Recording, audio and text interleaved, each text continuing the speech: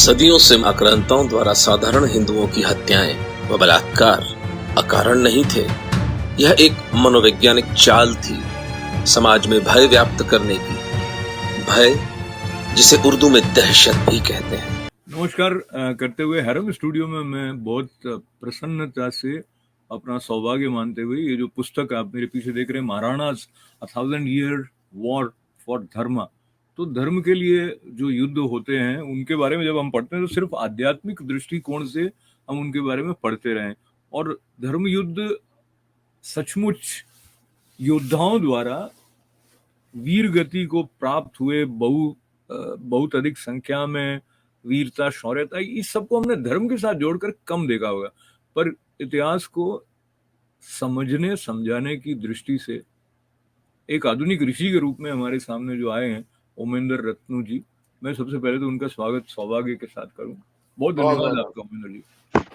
तो ओमेंद्र जी, ये पुस्तक जो है, इसका जितना मैंने अध्ययन किया, मुझे लगता है इस प्रकार से इतिहास को देखने समझने की स्पष्टता और मैं उसको कहूँगा निर्भीकता भी, क्योंकि हमने एक तरह से एक लबादा ओढ़ के रखा कि इस तरह की बात को व्यक्त नहीं किया जाना है, और उसके साथ जो दर्शन है, उसके साथ जिस तरह का भाव परिदृश्य रहा है उस समय विशेष में, उसको कहीं ना कहीं उसकी अनदेखी करनी है, ऐसा मेरे अचेतन में लगता है। जैसे मैं भारत में बड़ा, जो कि स्कूलों में मैंने थोड़ा बहुत इतिहास पढ़ा, तो हम उसमें उनकी पीड़ा को कभी समझ नहीं पाए। सिर्फ वो एक आंकड़ों जैसा इतिहास रहा कि ये इस तारीख को फलाना युद्ध हुआ और फलाना जीत गया। उसके बहुत गहराई में तो मुझे पता है, मैं थोड़ा विस्तार ले रहा हूँ, पर एक तो मैं अपने दर्शकों को जो हैरम स्टूडियो से परिचित हैं, अक्सर हम साहित्यिक, सांस्कृतिक, आध्यात्मिक चर्चा करते रहे हैं। आपकी जो ये पुस्तक है, ये मुझे भारत की जो धड़कन है और भारत की जो पीड़ा और भारत का जो गौरव है, उस सबको एक साथ लेकर आने वाली पहली पुस्तक मुझे ऐसी दिखाई दी है। And I will also add it in English that it makes a very good read. So I want to compliment you on being a very good writer, and you have, I will give some examples down the line, but you have succeeded in summarizing a lot of emotions, sometimes in just a flow of 3-4 lines, in a way which is enlightening. And so now I'll also add, for those who are not familiar with you, Omendra ji, you are ENT specialist, तो आई और knows, वो doctor होने के साथ आप song writer, ear nose and throat, ear nose तो आप क्या है कि सॉन्ग राइटर भी हैं, कंपोजर भी हैं, तो इतना सब कुछ एक मनुष्य में होना भी एक विलक्षण बात है। तो आपकी तरफ हम आपके बचपन से बढ़ते बढ़े, तो क्या कुछ आपके अंदर आया संस्कारों के रूप में जब आप बढ़ रहे थे, तो जिसने ओमेंद्र रत्नू जी को वो बनाया जो वो आज हैं? बहुत बहुत प्यारा प्रश्न पूछा आपने। अधिकतर मित्र ये बात पूछते नहीं है, तो उसका कारण है कि मुझे अपनी कहानी सुनाने में इतनी कोई रुचि नहीं है, लेकिन यदि युवा हिंदुओं को और आने वाली पीढ़ियों को उससे कुछ प्रेरणा मिले तो मैं साझा कर सकता हूँ। मेरी आंख जब खुली तो मेरे माता पिता बहुत निष्ठावान हिंदू थे। उन्होंने हिंदू धर्म में मुझे संस्कारित किया। मेरे दादो सा ठाकुर अक्षय सिंह जी रत्नू विलक्षण कवि थे, डिंगल भाषा राजस्थानी के, और उन्होंने भी मुझे बहुत गहरे हिंदू संस्कारों में प्रेरित किया। कुछ रुचि ऐसी बनी कि 11 वर्ष की आयु तक मैंने पूरी रामचरितमानस को पढ़ लिया था। 17 वर्ष की आयु तक मैं सारा विवेकानंद साहित्य मैंने पूरा पढ़ लिया था। उसके बाद मेडिकल कॉलेज में पढ़ाई वगैरह वो सब करी, तो 10 वर्ष के लिए स्वाध्याय छूट गया। उसके बाद आचार्य रजनीश ओशो का बहुत गहरा मेरे ऊपर प्रभाव रहा। 10 वर्षों तक उनको मैंने सुना, उनकी ध्यान की प्रक्रियाएं, उससे चित्त का विकास हुआ मेरा।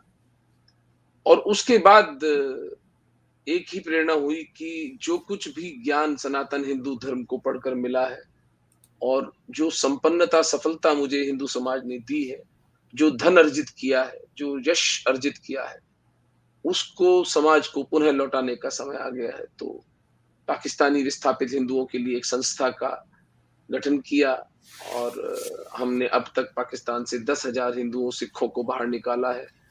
और मेरा जीवन अब सनातन हिंदू धर्म की रक्षा और उसके पोषण के लिए समर्पित है, क्योंकि ये मेरा आकलन है कि जो सभ्यतागत युद्ध में हम हैं विधर्मियों के साथ, उसमें सनातन धर्म की रक्षा मेरे परिवार और मेरे समाज और मेरे धर्म और मेरे राष्ट्र के लिए कोई विकल्प ही नहीं है सिवाय इसके कि हम इस युद्ध में उतरें और हम अपना योगदान इस युद्ध में दें। कोई विकल्प नहीं है।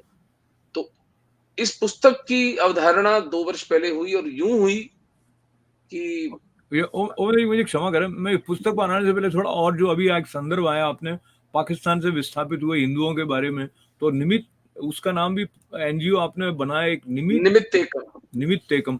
तो ये पाकिस्तान में हिंदुओं की जो स्थिति है वो आज भी कई समाचार लगातार हमारे पास आते रहते हैं और हिंदू समाज ने कभी एकजुट होकर उसको एड्रेस करने के बारे में नहीं सोचा है।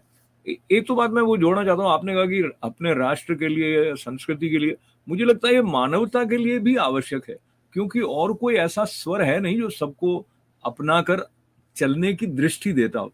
पर ये पाकिस्तान की तरफ चलते हैं, तो आपको पहले पहले इस तरफ कैसे ध्यान गया और जो सीए का जो हुआ उसका कोई सकारात्मक प्रभाव लगता है आपको इस दिशा में? राजस्थान में रहने के कारण पाकिस्तान से विस्थापित हिंदुओं से मेरा शारीरिक मतलब संपर्क रहता है कि भाई वो लोग आके फिजिकली हमसे ही मिलते हैं ना आकर, हम उनको देखते हैं, तो उसका चित्त पर बहुत गहरा प्रभाव पड़ता है। तो लाखों की संख्या में ये विस्थापित वहां से आते हैं। जब इनसे बातचीत आरंभ करी तो पता चला कि इनकी बेटियां उठती हैं और इनका बिजनेस खत्म किया जाता है, इनकी हत्याएं होती हैं, रेगुलर मर्डर्स होते हैं और इनका जीना दूभर किया जाता है। और इस बात को इलेक्शन मैनिफेस्टो में मोदी जी ने 2014 में उठाया था और उसके बाद हमने लॉबिंग करके सिटीजनशिप अमेंडमेंट एक्ट पारित किया। लेकिन आप देखें, सिटीजनशिप अमेंडमेंट एक्ट भारत की संसद के द्वारा पारित होने के बाद भी आज तक लागू नहीं किया है। जिहादियों ने जो उत्पात मचाया पूरे विश्व में, जो शाहीन बाग बिठाए गए, जिस तरह की धमकियां दी गई कि हम इस देश की आर्थिक व्यवस्था को बर्बाद कर देंगे, हम सिविल वॉर कर देंगे इस कंट्री के अंदर, और एक व्यर्थ का एक प्रपंच की इसका जो बेनिफिशियरी है सिटीजनशिप अमेंडमेंट एक्ट का, उसमें मुसलमान क्यों नहीं है? तो भाई अगर मुसलमान है तो फिर अगर मुसलमान पाकिस्तान से भारत आना चाहते हैं तो फिर ये बॉर्डर तो बंद करो, हटाओ ना। फिर ये भारत का जो जो कृत्रिम विभाजन था उसको रिवर्स करो। अगर पाकिस्तान के मुसलमान भारत में आना चाहते हैं, भारत के साथ रहना चाहते हैं, तो बॉर्डर खोल दो। तो ये एक बचकाना लॉजिक और ये चलता है। भारत अमेरिका की 8 city councils citizenship amendment act के विरोध में प्रस्ताव पारित करती हैं। भारत की अपनी assembly, state assembly, Rajasthan, Punjab, इतने करुणापूर्ण कानून का क्या मरने के लिए छोड़ दें इन हिंदुओं को? क्या बिगाड़ा है भाई इन्होंने आपका किसी का? भय एक सम्मोहन जैसा होता है, एक ऐसा सम्मोहन जिसमें व्यक्ति समाज केवल जीवित रहने की सोचता है। इसलिए इस सम्मोहन से स्मृति का विस्मरण हो जाता है और स्मृति का नाश होने से बुद्धि का भी नाश हो जाता है। और बुद्धि नाश के बाद मनुष्य को पशु की भांति दासत्व में जकड़ा जाना अत्यंत सरल है। अष्टमी के दिन कुमारी कन्या की पूजा करने वाले हिंदू, 3 हिंदू सिख बच्चियां प्रतिदिन उठती हैं, यूरोपियन यूनियन पार्लियामेंट संसद की रिपोर्ट है। कैसे जीते हैं हम इसके साथ में? कैसे सुख और कैसे विकास की आकांक्षा? किसका विकास, किसका एवोल्यूशन, किसकी प्रॉस्पेरिटी? जो समाज अपनी बच्चियों की रक्षा नहीं कर सकता, वो समाज मिटने को अभिशप्त है। उमेश जी, आपकी जो बातें हैं उस से कोई असहमत नहीं हो सकता, लेकिन उसकी अनदेखी सभी लोग करते रहे हैं और ये किए बिना उनको जिस असुविधाजनक मनस्थिति में प्रवेश करना होता है वहां से सभी बचना चाहते हैं। हम अंदरूनी तौर पर कहीं ना कहीं एक पलायन करने की स्थिति को स्वीकार करते रहे हैं। ऐसा मैं अपने शब्दों में कह रहा हूं, मैं गलत हो सकता हूं। पर इसके साथ साथ एक और बात की तरफ मैं यहाँ पर एक बात कहना चाहूंगा, आपका प्रश्न आप थोड़ा सा रोक लें क्योंकि ये बहुत महत्वपूर्ण बात है कि यहाँ कहा जाए। एक जेनेरिक स्वीपिंग स्टेटमेंट देना कि हिंदू समाज को दर्द नहीं है, हिंदू समाज को परवाह नहीं है, मेरे विचार से उसका कोई लाभ नहीं है। हमें उत्तरदायित्व फिक्स करना पड़ेगा। Who is responsible for the state of affairs? Hindu नेतृत्व रिश्ते उत्तरदायी है। हिंदुओं का सामाजिक जो कास्ट लीडरशिप है, जो जाति नेतृत्व है, इनको कोई दर्द नहीं होता है। 90% पाकिस्तान में जो फंसा हुआ हिंदू है वो दलित समाज का है, और दलित समाज के लीडर भारतवर्ष में श्रीमती मायावती हो चाहे कोई भी हो, सबने सीए का विरोध किया। कोई इनसे पूछे तो सही है, भाई आप क्या चाहती हैं? ये दलित समाज मर जाए, इनको मुसलमान बना दिया जाए, ये कलमा पढ़ ले? अच्छा, ये तो राजनीतिक नेतृत्व का हाल है। आपका धार्मिक नेतृत्व क्या कर रहा है? आपके मठाधीश, आपके धर्माचार्य क्यों नहीं बोलते हैं पाकिस्तान में हिंदुओं की इस दुर्दशा के बारे में? 1 करोड़ हिंदू पाकिस्तान में रहता है। और एक सभ्यतागत प्रश्न, जो आप हिंदूवादी जो संगठन है, इनकी बड़ी चिंता है कि भारत में हिंदुओं की जनसंख्या कम हो रही है, और मूर्खतापूर्ण समाधान लेकर आते हैं कि हिंदुओं को बच्चे ज्यादा पैदा करने चाहिए। कोई भी कपल, हिंदू कपल, कोई भी कपल, वो बच्चे अपनी सुविधा के अनुसार पैदा करता है। उसको सभ्यता का युद्ध से कोई मतलब नहीं है। जितना वो अफोर्ड कर सकता है, जितना वो जिन बच्चों को वो सही पालन पोलन देके उनको पोषण दे सकता है, उतने बच्चे वो पैदा करेगा। ये मूर्खतापूर्ण वक्तव्य। On the other hand, 1 crore बना बनाया हिंदू पाकिस्तान में, 2 करोड़ हिंदू बना बनाया हिंदू बांग्लादेश में। आप यदि इन 3 करोड़ हिंदुओं को भारतवर्ष में ले आते हैं, तो आपका जो जनसंख्या का उल्टीकरण की सारी चिंता है वो भी समाप्त हो जाती है। ऐसे मूर्ख लीडर्स हमारे, ऐसे मायोपिक, कोई दूरदृष्टि नहीं, और स्वीपिंग स्टेटमेंट्स दे दे करके कि हिंदू समाज, अरे हिंदू समाज को नेतृत्व मिलेगा तो हिंदू समाज करेगा। जो हमने निमित्त कम में 10,000 हिंदू पाकिस्तान से गत 6 वर्षों में निकाले, वो मेरे अपने अकेले की सामर्थ्य से तो नहीं निकले, मैं उसका चेहरा हो सकता हूं, लेकिन हिंदू समाज ने हमें सपोर्ट किया है। आज आप ये पूरी बात सुन रहे हैं ना मेरी? आपको पीड़ा है तो सुन रहे हैं ना? कोई मठाधीश सुनता है? कोई धर्माचार्य सुनता है? ये उसका कर्तव्य नहीं है कि पाकिस्तान के हिंदुओं को बचाया जाए? भाड़ में जाए राजनीतिक और राजनीतिक स्थिति, लेकिन संत तो करुणा की मूर्ति होता है ना। संत के हृदय से तो प्रेम फूटना चाहिए। या संत भी कैलकुलेट करता है इसमें मेरा क्या फायदा है, मैं इसको करूं कि नहीं करूं, राजनीतिक रूप से इसमें कोई किसी को, मेरे भक्तों की संख्या कहीं कम तो नहीं हो जाएगी, मेरे जो पैसे का फ्लो आ रहा है वो कम तो नहीं हो जाएगा? फिर तो धिक्कार है भाई, फिर तो तुमने ये भगवा क्यों पहना था? अगर दुकानदारी ही करनी थी तो दुकानदारी करते ना, ये भगवे वेश को क्यों अपमानित कर रहे हो? हिंदुओं का दोष नहीं है अशोक भाई, हिंदू समाज का नेतृत्व घटिया और छलपूर्ण, छल कर रहे हैं हिंदुओं के साथ। मेरे जैसे साधारण आदमी को, मैं जब भी भारत में घूमा हूं, अमेरिका आया हूं, इतना प्रेम मिलता है मुझे। लोग अपने परिश्रम से कमाया हुआ धन देते हैं। मेरी क्या कैपिटल है यार? मैं तो एक साधारण मध्यवर्गीय आदमी हूं, लेकिन ये प्यास है हिंदू समाज की कि उनको नेतृत्व चाहिए, उनको एक चेहरा चाहिए जो उनको लीड कर सके।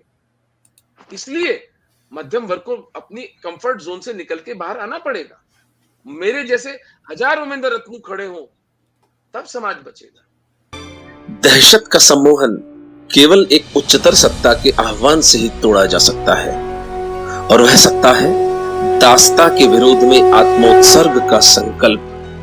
जो व्यक्ति यह समाज स्वतंत्र रहने के लिए स्वयं की बलि देने को स्वीकार कर लेगा, वह भय से मुक्त हो जाएगा।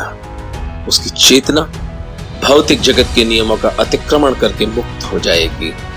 मृत्यु ऐसे समाज के लिए बच्चों का खेल बनकर रह जाएगी। यही घटना साका जौहर का मूल आध्यात्मिक आधार थी। ओमेंद्र जी, ये बात को लेते हुए जब आप संतों की बात कर रहे थे, तो मैं ऐसा अनुभव भी करता रहा हूँ, आपने भी शायद किया होगा, जब आप जो सत्यमेव जयते है और आपने सत्य और करुणा की बात की, जो हमारी संस्कृति के प्राण हैं, और हम अधिकतर देखते हैं कि जब हम सत्य के अन्वेषण या अपने सत्य तक जाने की बात करते हैं, तो उसमें मेरा और ईश्वर का सीधा संबंध है, तो कोई ध्यान में चला जाता है, या इस बात को लेके मैं वहां जा रहा हूँ। अधिकतर जो हमारे महात्मा हैं, वो सिर्फ आपके व्यक्तिगत आत्मोत्थान की तरफ अधिक केंद्रित रहते हैं। वो सामाजिक सरोकारों के बारे में तो थोड़ा बहुत सोचते होंगे, बात भी करते हैं, लेकिन जहां पे उनको लगता है कि ये राजनीतिक अ, परिधि आ जाती है, वो वहां पे बात नहीं करते हैं। जैसे ऐसे बहुत कम महात्मा होंगे जो खुलकर हिंदुओं की पीड़ा जिसका संबंध राजनीतिक दृष्टि से हो, उस पे बात करते होंगे। ये थोड़ा सा अलग विषय है, पर एक साधक के रूप में अधिकतर हिंदू अपने कल्याण के, आत्मोत्थान की बात करते हुए पूरे समाज को साथ लेके नहीं महसूस कर रहे होते, ऐसा मुझे लगता है। ये व्यभिचार है, और ये नपुंसकता है हद दर्जे की, और ये अधार्मिक है। मैं आपको गीता में से एक श्लोक सुना देता हूं, जब अर्जुन यही कह रहा था। अर्जुन ने यही कहा था कि मुझे हत्या नहीं करनी, मुझे इतनी स्त्रियों को विधवा नहीं बनाना, मुझे इतने बच्चों को अनाथ नहीं करना, मैं भीख मांग के गुजारा कर लूंगा। यही मॉरलिस्टिक रेंट थी अर्जुन की। जब कृष्ण कहते हैं नमे पार्थस्ति कर्तव्यम त्रिषु लोकेषु किंचन, हे अर्जुन, मुझे इन तीनों लोकों में कुछ भी कर्तव्य कर्म शेष नहीं है। कुछ है क्या? भगवान कृष्ण को कोई कर्तव्य कर्म है क्या? शादी करनी है, डॉक्टरी करनी है, नेतागिरी करनी है, डिप्लोमेसी करनी है? जो पुरुषोत्तम की चित्त की दशा में चला गया, वो तो सब कुछ ट्रांसेंड कर गया। पर क्या कहते हैं अगले वाक्य में कृष्ण? नानवाप्त वाप्तव्यम वर्तयेव च कर्मणि। मैं तीनों लोकों का स्वामी होने के उपरांत भी कर्म में बरतता हूं। आपके अध्यात्म, आपके मेडिटेशन, आपके नाम जप का 2 कौड़ी का मूल्य है अगर आप अपनी बच्ची की रक्षा नहीं कर सकते तो। बल्कि वो बहाना है आपकी अकर्मण्यता का। आप आड़ ले रहे हैं इस तथाकथित साधना की, जब समाज आपके आसपास मर रहा है। अफगानिस्तान आज से 100-200 वर्ष पूर्व हिंदू और बौद्धिस्ट था कि नहीं था? पाकिस्तान में 1947 के अंदर जो ये कृत्रिम विभाजन हुआ, हिंदुओं की जनसंख्या 15% थी, आज 2% है। कौन उत्तर देगा कि ये 13% कहां चले गए? 35% बांग्लादेश के अंदर आज 7% है। 89% भारत भूमि के अंदर, वैदिक सनातन भूमि के अंदर आज 78% है। क्या क्या चाहिए हमें तक कि हमारी ये तंद्रा टूटे? कब खुलेगी आंख इस अंधे समाज की? ये एक प्रपंच इस देश के अंदर अध्यात्म के नाम, मुझे घृणा है इन आध्यात्मिक प्रपंचों से। कहीं किसके नाम जप पर कौन सा गायत्री मंत्र? आपकी बच्ची के शील की आप रक्षा नहीं कर सकते, और उसके ऊपर तुर्रा ये कहते हैं मोदी ने ये नहीं किया, मोदी तुम्हारी बेटी की जान इज्जत बचाएगा? इतने निर्वीर्य हो गए हम। एक इन्नेट आदमी का रिस्पॉन्स होता है अपने परिवार की रक्षा के लिए, वो किसी भी सीमा तक जाने को तैयार होता है। मैं हिंसा का समर्थन नहीं कर रहा हूं, ना मैं, मेरी इस पुस्तक में मैंने हिंसा की कॉल नहीं दी है। हिंसा हमेशा स्टेट का मैंडेट होती है। Only a state can do violence, individuals can not do violence. But for the leadership to indulge in spiritual pursuits, it is a sin, ये महापाप है। कह दिया था उपनिषदों में, अंधतम प्रविशन्ति ये संभूति उपासते। जो, ये सुनिएगा अंतिम बात, ये ईशावास्य उपनिषद का शायद 17वां या 16वां श्लोक है, वो इन धर्माचार्यों के, मठाधीशों के लिए बोल रहा हूं। जो अविद्या की उपासना करते हैं वे तो अंधकार में भटकते ही हैं, लेकिन जो विद्या की उपासना करते हैं वे महाअंधकार में खो जाते हैं। ये ओमिंदर रत्नू नहीं बोल रहा है, ये उपनिषद के ऋषि का वाक्य है। अब आप कनेक्ट कर ले डॉट्स। आध्यात्मिक परसूट एक समाज का एक विलास है वो एक इंडल्जेंस है। वो तब संभव होती ओ है ओमेगर जब जी, आपके चारों तरफ मैं सुरक्षित हो। जी, मुझे ऐसा लगता है कि आपको सुनते रहा जाए, पर आपकी बात में से जो स्पंदन हो रहे हैं चिंतन के, तो आपने प्रारंभ में इस समस्या का जिस तरह से उसको समराइज किया कि नेतृत्व के अभाव की बात आपने कही, बस। अम, उसके साथ साथ फिर स्पष्टता का प्रश्न आ जाता है। हम अपनी पहचान क्या मानते हैं? हम अपने को ये जो देह रूप में एक इकाई है उसके अंदर से ही देख रहे हैं, या अपने पूरे जो सांस्कृतिक परिवेश और जिस परंपरा के वंशज वाहक हम हैं उसके साथ अपने संबंध को लेकर आगे बढ़ने के बारे में स्पष्टता और साहस रखे हुए हैं। तो इस तरह के उदाहरण आधुनिक स्वतंत्रता के बाद के हिंदू समाज में बहुत ही कम दिखाई दे रहे हैं। और अभी मैं कोई इतना ज्ञानी नहीं हूं, लेकिन मुझे लग रहा है जिस तरह का चिंतन लेकर आप कर्मठता से आगे बढ़े हैं, ऐसे उदाहरण भी होंगे बहुत, लेकिन फिर भी बहुत अधिक नहीं है।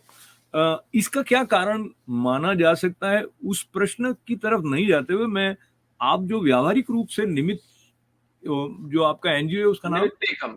निमित्त एकम, तो आपने जैसे 10,000 पाकिस्तान से हिंदुओं को पुनः स्थापित करने, तो ये पूरा क्या प्रक्रिया रहती होगी उसके बारे में यदि मोटा मोटी कुछ बताएं। पहले तो आइडेंटिफाई करते होंगे आप किस तरह से मदद करते हैं और बाकी के लोग कैसे के साथ जुड़ सकते हैं। ये एक बहुत जटिल प्रक्रिया है। पाकिस्तान में फंसा हिंदू जब अपना मानस बनाता है कि मुझे भारत जाना है, पहले तो बहुत भावुक करने वाली बात है अशोक भाई कि सोचें एक आदमी अपना घर छोड़ने को विवश है। उसकी स्मृतियां, उसकी प्रॉपर्टी, उसका सोना, उसकी गाड़ी, उसका मकान, हमारे जैसे ही लोग हैं ना, हमारे जैसे ही उनकी भी वासनाएं हैं, हमारे जैसे ही उनका भी जीवन है। ये कोई सरल निर्णय नहीं होता है कि आदमी अपना देश छोड़ने जा रहा है। उसका जब मानस बनता है और वो हमारी टीम को फोन करता है जयपुर में, जोधपुर में, तो हम लोग उसकी एक अपनी लेवल पर एक वेटिंग करते हैं। 99% हिंदू जो हम पाकिस्तान से निकालते हैं, वे जो हिंदू हमारे पास ऑलरेडी हैं पहले से, उनके सगे संबंधी हैं। तो वो जो भारत में नागरिक बन चुके हैं हिंदू विस्थापित, वो उनका वीजा स्पॉन्सर करते हैं। ये वीजा फिर एक गजेटेड ऑफिसर के द्वारा हस्ताक्षरित किया जाता है। उसके हस्ताक्षर के बाद में ये इंटेलिजेंस ब्यूरो जो भारत की रक्षा एजेंसीज है, उस वीजा एप्लीकेशन की वेटिंग करती है और फिर वो उसको इस्लामाबाद में पाकिस्तानी एम्बेसी में एप्लीकेशन जाती है। इस्लामाबाद की एम्बेसी, इंडियन एम्बेसी अपनी ड्यू डिलिजेंस करने के बाद में, अब हमारा काम कहाँ होता है? एक तो ये सारा पेपर वर्क, और जो वो अंदरूनी सिंध में बेचारा, न उसके पास ट्रैवल करने का पैसा है, न पासपोर्ट का पैसा है, न वीजा का पैसा है, न उसके पास अंत में जब वो उसको वीजा मिल भी जाता है तो भारत का आने का 1,000-1,500 रुपए का टिकट का पैसा भी नहीं। तो हम दानदाताओं से किसी तरह से वो पैसे की व्यवस्था करते हैं, और भारत से तो उसको पैसा भेजा नहीं जा सकता, तो हम बाहर के दूसरे देशों से वो उनको फंडिंग करवाते हैं। जो भी होता है, जैसे भी होता है, फंडिंग में हमारा इतना ज्यादा दखल नहीं है। कम से कम उस देश में तो हम फंडिंग कर ही नहीं सकते। वो बेचारा मांग तांग के किसी तरह से वो इस्लामाबाद जाता है, वहां जाकर के वो अपना वीजा उठाता है और फिर वो भारतवर्ष आता है। उसके बाद हमारा कियोस्क लगा होता है जोधपुर में। उतरते ही हम उसका पासपोर्ट लेकर के, यहाँ भारत की सिक्योरिटी एजेंसी है, उसको सरेंडर करवा देते हैं। FRRO ऑफिस कहते हैं उसको, फॉरेन रजिस्ट्रेशन ऑफिस होता है, और उसको 5 वर्ष का लॉन्ग टर्म वीजा, ये नरेंद्र मोदी सरकार के आने के बाद में हुआ। राजनाथ सिंह जी ने बहुत करुणा करते हुए, जो पहले 1-1 साल का लॉन्ग टर्म वीजा इनको बेचारों को पुलिस के धक्के खाने पड़ते थे, राजनाथ सिंह जी ने ये प्रक्रिया कर दी कि जब एक बार आपने पेपर वर्क कर दिया तो उसको 5 वर्ष का वीजा दे दिया जाए। पहले केवल एक डिस्ट्रिक्ट तक वो सीमित रहता था, अब वो पूरे राज्य में अपने व्यवसाय के लिए घूम सकता है। उनको ड्राइविंग लाइसेंस की छूट दी थी, उनको बैंक अकाउंट खोलने की सुविधा दे दी, उनको प्राइवेट प्रॉपर्टी, यहां तक कि पाकिस्तानी पासपोर्ट के आधार पर आधार कार्ड भी मिल सकता है। इस तरह से हम एक 100 50 के जत्थे के हिंदुओं को उस नर्क से निकालते हैं। भागीरथ काम है, 1 करोड़ हिंदुओं को तो हम निकाल भी नहीं सकते। मेरा अमेरिका आने का मंतव्य ये है कि यहाँ के हिंदू समाज से मैं विनती करके उनको एक्टिव कर सकूं कि भाई आप यूनाइटेड नेशंस के अंदर पाकिस्तानी हिंदुओं को शरणार्थी का दर्जा दिलाएं, ताकि इनको 2-4 लाख इधर उधर कहीं जा सकें, कनाडा जा सकें, अमेरिका जा सकें, यूरोप चले जाएं, ऑस्ट्रेलिया चले जाएं। ओमेंद्र जी, मैं थोड़ा काव्यात्मक ढंग से अगर कहूँ तो आपकी बातें सुनते हुए ऐसा लग रहा है जैसे कोई अपने परिवार का बिछड़ा हुआ भाई बरसों के बाद मिला हो, जैसे कि फिल्मों में होता था। तो मैं अभी उस हिसाब से कह रहा हूँ, हमारे कई जो यहाँ साथी अमेरिका में, उनको भी ऐसा लगा होगा, क्योंकि जिस तरह का सूचना और संवेदना का संगम आपके साथ बहकर आया है, ऐसा होता नहीं है। और जो आपने 10,000 पाकिस्तान से विस्थापित हिंदुओं की बात की है, तो उनके बारे में भी अधिक लोगों को पता नहीं है। और इसके साथ साथ पता नहीं होने के पीछे है कि मीडिया कैसे काम करता है, उसमें हिंदू स्वयं कितने जागरूक हैं, और उनकी भाई संवेदना। आपके मठाधीश क्या कर रहे हैं? मैं 1 दर्जन मठाधीशों के पास गया इन पाकिस्तानी हिंदुओं को लेकर के, आपके सामने हर एक मठ की 50 लाख, 60 लाख, 1-1 करोड़, 2-2 करोड़ हिंदुओं की फॉलोइंग है। वो पोस्टर अपने मठों में लगा देते तो शायद हिंदू समाज को भारत के अंदर जागृति होती। यहाँ के मंदिर क्या कर रहे हैं अमेरिका के? मंदिर 1400 वर्षों से मुसलमान आक्रांताओं से भारत हिंदुओं का संघर्ष रहा है। कैसे बचा हिंदू धर्म? महाराणाओं ने तो शौर्य दिखाया, लेकिन हमारा आध्यात्मिक केंद्र हमेशा मंदिर थे। मंदिर हमारे नर्व सेंटर्स थे, जहां से इस्लामी आक्रांताओं का विरोध होता था। आज यहाँ पर पॉलिटिकल करेक्टनेस की ये दर्शा है कि मैं आपको नाम नहीं लूंगा, लेकिन एक मंदिर से मेरी बात चली कि मैं आके मेरी टॉक दूंगा, तो बोले नहीं आप पाकिस्तानी हिंदुओं के विषय में बात नहीं कर सकते। मैंने कहा क्यों नहीं कर सकता? नहीं आप हिंदू मुस्लिम नहीं कर सकते। क्यों नहीं कर सकता? अगर कोई समस्या है तो उसका, कैंसर है, कैंसर का नाम नहीं ले सकते। अरे कैंसर से डील करना पड़ता है भाई। तो हमारे जो समाज की जो दुर्दशा है, उस मैंने जैसे कहा ना आपको कि वो अल्टीमेटली बात घूम फिर के the buck stops at the leadership. ये जो आपने कहा कि हिंदू मुस्लिम की बात नहीं कर सकते, वो मुझे लगता है हमारे जो शैक्षणिक संस्थाएं रही, जो हमारा पाठ्यक्रम रहा, उसमें भी ऐसा रहा कि एक ऐसा संतुलित रूप से प्रस्तुत किया जाए कि एक समन्वय बना रहे। मैं जब मैं पुनः अपने अल्पज्ञता या जो भी मेरा अबोधपना है उसको मैं उजागर कर रहा हूँ आपके सामने, और मैं ये सोचता था कि ये संभवतः यार, जिस तरह नेहरू जी ने ऐसा सोचा होगा कि अब साझी संस्कृति है और ये तो सारे ही धर्म साथ रह रहे हैं, तो अगर इन बातों को अधिक उजागर किया जाएगा, जो इस्लामिक आक्रांताओं के बारे में उनके द्वारा जो हिंदुओं पर या यहाँ के समाज पर जिस तरह से अत्याचार किए, तो वो हो सकता है कुछ इस तरह की बातों को उधेड़ दे जो कि समन्वित रूप से साथ रहने में कहीं बाधक होता। ये मैं जब बहुत छोटा था तब मैं ऐसे जस्टिफाई करने की कोशिश, क्योंकि ये थोड़ा बहुत तो दिख रहा होता था कि कई बातें हैं जो बताई नहीं जा रही हैं उस तरह से ठीक ढंग से। अब तो ये बात पहले के मुकाबले में अधिक लोगों तक पहुंच रही है कि हमने इतिहास के साथ कुछ इस तरह का प्रबंध किया है कि वो बातें आ गई अधिक रूप में जो शायद एक विशेष प्रकार के प्रभाव को उत्पन्न करने वाली होंगी। मैं अधिक विस्तार में इस बात पे नहीं जाते हुए आपके साथ बातें इतनी सारी करने को है, लेकिन मैं आपकी पुस्तक की तरफ जाने का ये पुल बना रहा हूँ। तो जो महाराणास पुस्तक आपने लिखने का सोचा, और ये जो सारी बातें आपसे हुई हैं, मुझे फिर किसी दिन ऐसा मन है कि आपसे पाकिस्तानी हिंदुओं के बारे में विस्तार से चर्चा हाँ, अभी हम महाराणाओं के बारे में चर्चा कर लेते हैं, लेकिन आप मुझे प्रश्न पूछे महाराणाओं के बारे में, इसमें आपने एक बहुत अच्छा थ्रेड मुझे दिया है, मैं उस बात को 5 मिनट में समाप्त कर दूंगा। अगर हम भारतवर्ष के अंदर गत 1400 वर्षों में जो हिंदू मुस्लिम संघर्ष है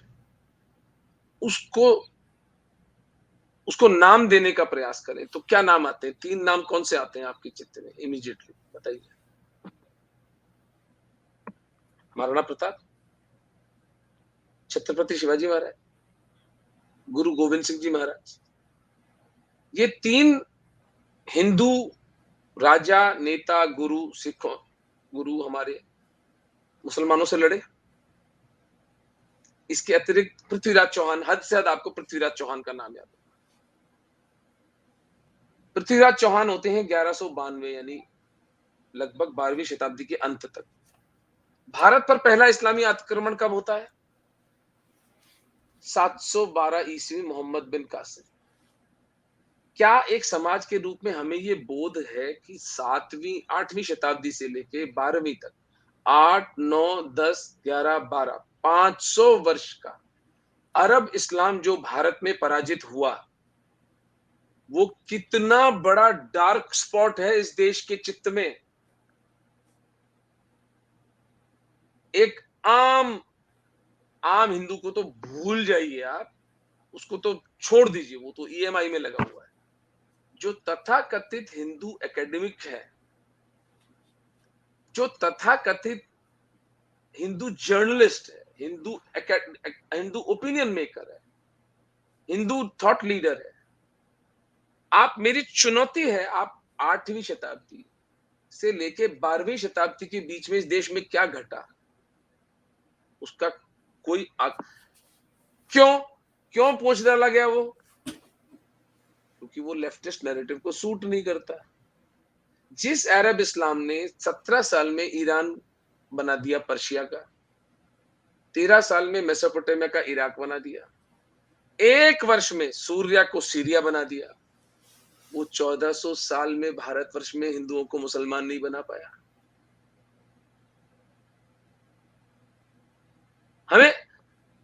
हमें इस बात की प्रतिभिज्ञा है हमारे पुरखों ने कितना विलक्षण काम किया है, और हमने एक नपुंसक समाज की तरह 500 वर्ष के इतिहास को टोटल ब्लैकआउट। आप मुझे बताएं, बापा रावल का नाम सुना है आपने? ललितादित्य मुक्तापीड़ कौन थे? रावल खुमान कौन थे? नागभट्ट कौन थे?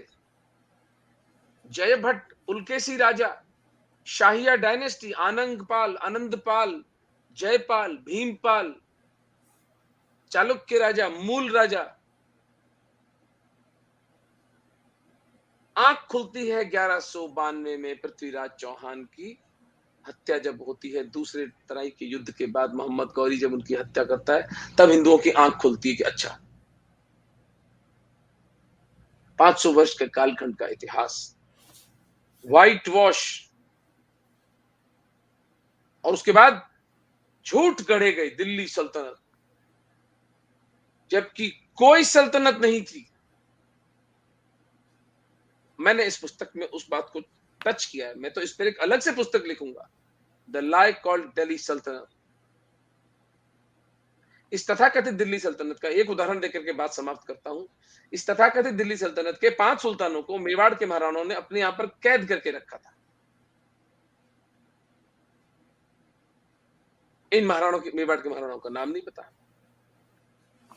अब आप पूछे कि महाराणा पुस्तक की प्रेरणा कैसे हुई, वो पूछ रहे थे। हाँ, तो आपने जैसे पुस्तक के प्रारंभ में संदर्भ तो जयपुर डायलॉग जिनके द्वारा चल रहा है उनका भी उल्लेख आपने किया है, संजय दीक्षित जी का, और भी कई नाम आपने ऐसे लिए। लेकिन मैं कोई अपने दर्शकों को ये पुस्तक ऐसे दिखाऊं, महाराणास, और मुझे लगता है कि ये किताब न केवल सब हिंदुओं को तो पढ़नी चाहिए बल्कि औरों को भी पढ़नी चाहिए। और इसलिए भी कि ये सिर्फ इतिहास शुष्क रूप से नहीं व्यक्त किया गया है, it makes a very good read, and there are certain nuggets of wisdom interspersed with the flow of events, and इतना कुछ इस पुस्तक के कंटेक्स्ट में आपसे बात करने को है, उसका बहुत कम अंश हम कर पाएंगे। लेकिन ये इतना बड़ा उसको मैं प्रोजेक्ट कहूँ या एक परिकल्पना की, पहले तो एक ईएनटी स्पेशलिस्ट जिसका मूल काम इतिहास लेखन नहीं है, वो अपने आप को इस तरह से सक्षम हूँ, ऐसा आत्मविश्वास अपने अंदर पाए कि मुझे इस तरह का शोध करना है, ऐसी एक पुस्तक लिखनी है, वो भी एक बहुत बड़ी बात है मेरी दृष्टि में। तो वो जो बीज है उसको थोड़ा और उस भूमि के बारे में थोड़ा और बताएं कि आपने पहले सोच लिया था ये सब है, क्योंकि पहले तो रिसर्च किया हुआ भी नहीं होगा। नहीं, तो नहीं, ये बहुत अकस्मात हुआ अरुण भाई, अशोक भाई कि जब मैंने संजय दीक्षित सर की वो ट्वीट पढ़ी और मैंने कहा दिवेर के युद्ध के बारे में मुझे नहीं पता, और मैं अपने आप को तथाकथित जागा हुआ हिंदू मानता हूँ, और जब मैंने Antiquities of Rajasthan James Tod की पढ़ी, देखिए इस पुस्तक में जो इतिहास है वो मैंने तो नहीं लिखा है, मैंने 10-12 पुस्तकों को एज अ रेफरेंस लिया है, फिर थोड़े से शारीरिक प्रमाण मैंने इकट्ठे किए और उसके बाद मैंने पुस्तक लिखी है। तो मैं वही स्टोरी जो हो चुकी है उसको रीपैकेज करके मैंने इस पुस्तक में लिखा है। सिंपल, मैं I am a nut for simplicity, मुझे कॉम्प्लिकेटेड बातें ना मुझे अच्छी लगती हैं, ना मुझे मैंने देखा उनसे कोई लाभ होता है। हम एक सरल नैरेटिव के रूप में इस पुस्तक को मैं समाज के पास लेके गया। तो जब मैंने टॉड को पढ़ा, जब मैंने श्यामल दास जी को पढ़ा और मैंने कहा मुझ जैसे हिंदू की ये दुर्दशा है कि मुझे इन महाराणाओं के कृत्यों का कुछ नहीं पता, मुझे नाम तो पता थे, लेकिन इतनी विलक्षण लड़ाइयां इन्होंने लड़ी थी और उसका इतना, उसके कारण आज हम हिंदू हैं, उस मस्कुलर रेजिस्टेंस के कारण आज सनातन हिंदू धर्म में का जो केसरिया फहराता है, ये तो बहुत कृतज्ञता होगी यदि हम इन महापुरुषों का नाम इतिहास से मिट जाने दें। तो महादेव की कृपा, माँ भगवती, माँ सरस्वती की कृपा से शायद मुझे, जिसे कहते हैं अंग्रेजी में the art of storytelling, तो I am a good storyteller, अपने मुंह से कह रहा हूँ, लेकिन क्या करूं, अब वो कहना नहीं पड़ नहीं, रहा है। मैं भी वही बात आपके साथ कोरस में हूं मैं जी। तो I used my इनेट leaning for a story telling art. मैं जाति से चारण हूं, तो चारणों को वैसे भी हम सरस्वती का वरदान होता है कि हमारी जिह्वा पर जो होता है वो सरस्वती माँ खुद विराजमान होती है, तो इसमें मेरा तो कोई बड़प्पन नहीं है, ये तो माँ का ही करते हैं, माँ ही बोल रही है, माँ ही लिख रही है, माँ ही प्रकट हो रही है। तो उस विधा का उपयोग करते हुए दो बातें मेरे लिए बहुत महत्वपूर्ण थी। नंबर वन, मुझे एक भी इस पुस्तक में बॉर्डर लाइन झूठ भी नहीं लिखना था, इसलिए मैं मर्सीलेसली ट्रुथफुल रहा हूं इस बुक के अंदर। अगर मेवाड़ के महाराणाओं से भूल हुई, जैसे कि उन्होंने मुसलमान आक्रांताओं को पकड़ने के बाद जिंदा छोड़ दिया, उसको मैंने क्रिटिसाइज किया है, 4 पन्ने उस पर अलग से लिखे हैं, इसको सदगुण विकृति मैंने कहा। So one thing I did not compromise in the book was the honesty with which it was written. If I was not sure about a fact, या तो मैंने उसको लिखा नहीं है, और अगर लिखा है तो इस राइडर के साथ लिखा है कि this needs to be confirmed. तो दूसरा, मैंने इस युद्ध को, इस हिंदू मुस्लिम संघर्ष को कॉन्टेक्चुअलाइज किया है 21st सेंचुरी के लिए। एक भयानक विभत्स रूप में ये हिंदू मुस्लिम संघर्ष आज के भारत की भी वास्तविकता है, और अगर हम इन महाराणाओं के यशस्वी जीवन से प्रेरणा लेकर के इस युद्ध में डटे रहें, स्वाभिमान और आत्मविश्वास के साथ, तो ये युद्ध हम जीतेंगे। ये युद्ध मस्कुलर युद्ध नहीं है, ये युद्ध विचारों का, ये युद्ध आर्थिक, बहुत बड़ी हलाल इकोनॉमी है जिससे हमको फाइट करना है, पूरा गले पे आई हुई है हिंदुओं के, सारी फूड चेन आपके हिंदुओं के हाथ से निकल चुकी है, जो वेल्थ है हिंदुओं की वो डिप्लीट हो चुकी है। तो ये एक अलग किस्म का युद्ध है। तो पूरी मेवाड़ के इन यशस्वी देव पुरुषों की, इन देव पुरुषों की जो गाथा है, उसको मैंने मॉडर्न हिंदू मुस्लिम कॉन्फ्लिक्ट में कॉन्टेक्चुअलाइज किया है और बहुत सी भ्रांतियों को तोड़ने का प्रयास किया है। और जो संदेश ये लोग, जैसे आज मेवाड़ का इंसिग्निया आप देखिए, एक तरफ भील खड़े, एक तरफ राजपूत खड़े, मुझे बताएं आप, सोशल कोहिजन का इससे बड़ा कोई एग्जाम्पल हो सकता है? और हिंदुओं को दोष दिया जाता है कि हम बड़े फ्यूडल माइंडसेट के, हम बड़े, हमारी जो कास्ट हायर की वो इतनी रिजिड थी। आदिवासी शेड्यूल ट्राइब एक तरफ, और एक तरफ सबसे ऊपर पीक पे जो राजपूत राजा बैठा है वो है। अब आप मुझे बताइए, आज के आधुनिक जगत में क्या हमारे देश में जो लोग उच्च जाति की मानसिकता के लोग हैं उनके लिए, और जो नीची जाति का, जो तथाकथित नीची जाति का जो हमारा सहोदर है, हमारा भाई है, उसके हृदय में एक पीड़ा है। क्या उसको ये सम्मान नहीं दिखना चाहिए कि हमारे मेवाड़ के यशस्वी घराने ने राजपूतों को और भीलों को समान माना है, एक समान माना है, बराबर का दर्जा दिया है। प्रताप को भील की का राणा कहते थे। पूरे मानव इतिहास में इतनी मीठी घटना, इतनी विलक्षण घटना नहीं घटी है जब पूरी जनता अपने राजा को अपना बेटा कहे। कीका का अर्थ मेवाड़ी में होता है बेटा, नन्हा बेटा। प्रताप जैसा युग पुरुष, प्रताप जैसा रौबीला व्यक्तित्व, उसको मेवाड़ के भील बेटा कह रहे हैं। आप सोचें तो सही, कितनी विलक्षण घटना है। और उसको वो सहज स्वीकार करते हैं कि हाँ, मैं भीलों का बेटा हूं। कितने सारे मैसेजेस इस स्टोरी के हैं जो हम आज के आधुनिक हिंदू समाज का जो संघर्ष, चारों तरफ से जो मुल्ला, मिशनरी, मार्क्सिस्ट, मैकॉले पुत्र और मीडिया हम पर हमला कर रहे हैं, उसका प्रतिकार इन इन यशस्वी राणाओं के जीवन से प्रेरणा लेकर कर सकते हैं।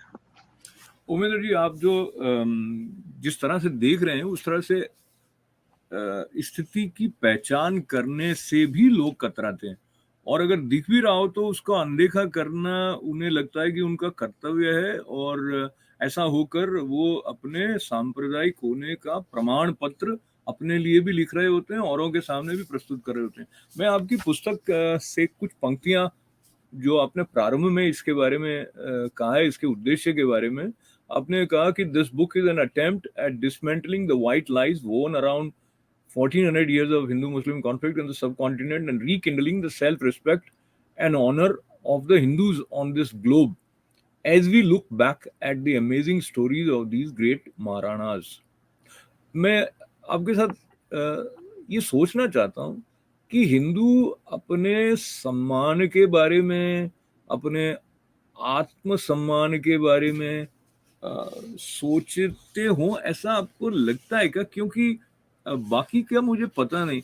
हिंदू अपने आप को मनुष्य मानकर कि भाई सब मानवता है, सब एक है, उस तरह का जो एक चिंतन है जो कि शिक्षा परिसर से भी चलता आया है, और बहुत ऐसे संदर्भ आते रहे जहाँ पर हिंदू परंपरा की पहचान के ऊपर एक प्रकार से प्रहार होता रहा, और प्रहार करने वाले शीर्ष नेता भी रहे, तो शीर्ष बुद्धिजीवी तथाकथित भी रहे, पर किसी ने प्रतिकार किया नहीं। सब अपने अपने ढंग से चलते रहे। पता नहीं मैं जो कह रहा हूँ उसको, मक्कारी है, मक्कार है सब। और एक विशेष रोग है हिंदुओं को, हिंदू नेतृत्व को, चमको बुखार। इनको तालियां सुनने में इतना रस आता है। अब मैं तो हेट मॉन्गर हो गया ना, क्योंकि मैं हिंदुओं की बात कर रहा हूं। मुझे मानवता से कोई मतलब नहीं है, क्योंकि मानवता तब रहेगी जब हिंदू धर्म रहेगा। जब मैं अमेरिका आ रहा था और यूरोप के ऊपर से हवाई जहाज उड़ रहा था, मैं देख रहा था, तो एक विचार मेरे मन में आया। नीचे Romania, Austria, Germany, Poland, France, Spain, 4-4, 5-5 crore के देश, सब अपनी भाषाओं के कारण, स्पेनिश स्पेन में बोली जाती है, फ्रेंच, डच, 800 विभिन्न भाषाओं के विरोधाभास को भारत भूमि में सनातन हिंदू धर्म अपने अंदर समाये हुए बैठा है और एक राष्ट्र है। कभी सोचते हैं हम कि हिंदू धर्म, मैं आज अगर हिंदू धर्म में नहीं जन्मा होता, मैं किसी और धर्म में भी जन्मा होता, तो मैं इसका अध्ययन तो करता, एक निष्पक्ष आकलन तो करता कि ये क्या वे ऑफ लाइफ है जो हर 20-30 किलोमीटर पर भाषा बदल जाती है, हर 100 किलोमीटर पर खान पान बदल रहा है, इतनी सारी क्षेत्रीयताएं हैं, इतनी भिन्न भिन्न जातियां हैं, और ये सब एक राष्ट्र बन के रह रही है। कब ब्राह्मणों ने दलितों के गांव साफ कर डाले? कब हुआ? जरा मुझे बताएं। 5 वर्ष पूर्व सीरिया में शिया ने सुन्नियों को, सुन्नियों ने शियाओं को मार डाला। 5 लाख, 5 लाख। कोई नहीं पूछता उनसे, सब चलता है। 100 करोड़ हिंदुओं को सारा दुनिया में दंड है। आपने तो ये बात कह कैसे दी? 800 विभिन्न भाषाओं, इतनी क्षेत्रीयताओं के साथ, इतने कॉन्ट्रडिक्शंस, इतने विरोधाभासों को संभाल कर चलने वाला एक देश। आज हमारा प्रधानमंत्री गुजरात से है, आज हमारा जो फॉरेन मिनिस्टर है वो दक्षिण भारत से है, उत्तर भारत, दक्षिण भारत। आज चारों तरफ आप अपने देखिए, हमारे बच्चे किसी भी प्रांत की, किसी भी राष्ट्रीयता की, किसी भी क्षेत्रीयता की, किसी भाषा की बच्ची से शादी कर लेती है, हमारे घर में वो एडजस्ट हो जाती है। हम इस बात को समझ ही नहीं रहे हैं कि सनातन धर्म कितनी मूल्यवान जीवन की पद्धति है। छोड़ें आप धर्म वर्म को। इतने कॉन्ट्राडिक्शंस को अपनी छाती पर ढोने वाला धर्म क्या बचाने योग्य नहीं है? यदि उसके लिए लड़ना पड़ा तो क्या लड़ा नहीं जाना चाहिए? लोग तो अपने अंधकार को, अपनी पाशविक मनोवृत्तियों को, पाशविक वृत्तियों को जस्टिफाई कर रहे हैं, बिल्डिंगें उड़ा रहे हैं बमों से। स्कूलों के बच्चे यहां अमेरिका में आकर मॉल्स के अंदर 200, 300 लोगों को बंदूकों से मार डालते हैं। कभी कोई नहीं सोचता कि कभी कोई हिंदू इस तरह की हरकत नहीं करता है। कृत्रिम विभाजन इजाद कर करके हिंदू समाज को लज्जित किया जाता है, और फिर घूम फिर के ये सब हमारे निकृष्ट राजनेता, जिनको चमको बुखार है, वो तारीफ सुनना है। और मेरा एक ही प्रश्न है इन लोगों से, ये जो तथाकथित सेक्युलरवादी और जो लिबरल अपने आप को कहते हैं, एक ही मानक है। अगर मां का दूध पिया है और सच में लिबरल हो तो किसी इस्लामी घेटों में रहकर दिखाओ। चारों तरफ 10 किलोमीटर तक हिंदुओं से घिरे रह के सुरक्षित रहना और उसी हिंदू धर्म को गाली देना, बड़ी सरल बात है। और बातें पींगे बजाना ह्यूमैनिटी की। तुम्हारी बेटी तुम्हारे से बच नहीं रही, तुम्हारी संपत्ति तुम्हारे आंखों के सामने छिन रही है और तुम पींगे बजा रहे हो। क्यों? क्योंकि अगर तुम शत्रु को शत्रु कहोगे तो तुम्हें कुछ करना पड़ेगा, इसलिए डिनाइल में चले गए। कोई शत्रु है ही नहीं, ऑल इज हंकी डोरी। हंकी डोरी किसके लिए है? हंकी डोरी है इस हिंदुओं की जो एलीट है, जो अभिजात्य वर्ग है, और वे घटिया, स्वार्थी, अदूरदृष्टि वाले और मक्कार हैं, क्योंकि उनकी इस तथाकथित सेक्युलर लिबरल छवि की कीमत, उसका मूल्य एक 9 साल की बच्ची पाकिस्तान में चुका रही है। तुम्हें लिबरल बनना है, अपनी बेटी की बलि दो। वो बॉर्डर पे बैठा बेचारा जाट, राजपूत, गुजर, यादव योद्धा मारा जा रहा है, वो तुम्हारे लिबरलिज्म का मूल्य चुका रहा है। तुम्हें लिबरल बनना है, अपने बेटे को भेजो आर्मी में। तुम अपने cosy air condition drawing rooms में बैठकर हिंदू समाज को ये झूठा उपदेश देते हो कि सब धर्म बराबर हैं, सर्वे भवन्तु सुखिनः, सर्व एकम सत्यम बहुधा वदन्ति। जो थॉट प्रोसेस किसी दूसरे धर्म को मानने वाले की बच्ची का बलात्कार और उसकी हत्या को न्यायोचित ठहराता है, उसको तुम धर्म कहते हो? तुम इतने आत्मा विहीन हो कि तुम शत्रु को शत्रु तक नहीं कह सकते, गलत को गलत नहीं कह सकते, अनुचित को अनुचित तक नहीं कह सकते। ऐसा समाज अभिशप्त है मिटने को। इस अभिशाप से बाहर आने की दिशा में जो थोड़े बहुत प्रकाश चिन्ह दिखाई दे रहे हैं, उसमें और अधिक बढ़ोतरी होगी, ऐसी आशा ये पुस्तक महाराणास जगाती है। और इस पुस्तक के कुछ संदर्भों की तरफ हम अगर चर्चा करते हैं तो बप्पा रावल का उल्लेख आपने किया, और बप्पा रावल के बारे में आपने ऐसा पुस्तक में कहा, it took brave and visionary leaders like Maharao Bappa Rawal and his Hindu alliance to defeat the barbarians and keep the light of dharma burning in India. No Hindu king has influenced the course of Islamic invasions as profoundly as Bappa.